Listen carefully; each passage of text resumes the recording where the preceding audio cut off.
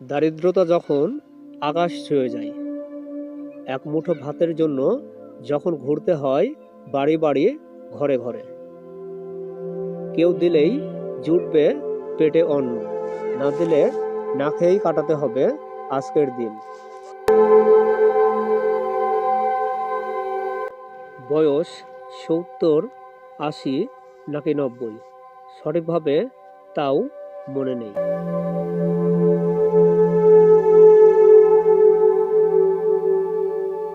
অসুস্থতা যেন নিত্যদিনের সঙ্গী, ওষুধ খাবার মতো নেই কোনো পয়সা, নেই কোনো ইনকাম সোর্স।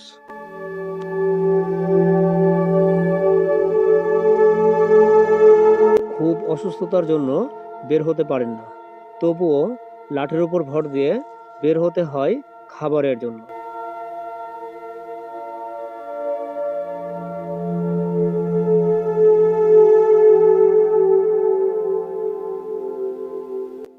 বন্ধুরা, আমি যা বললাম তা কোনো গল্প নয়, এটি একেবারেই বাস্তব এবং বর্তমান সময়ে। আমি বলছি রাজশাহী জেলার গোদাগাড়ী থানার চাত্রাপুকুর গ্রামের একজন বয়স্ক বৃদ্ধা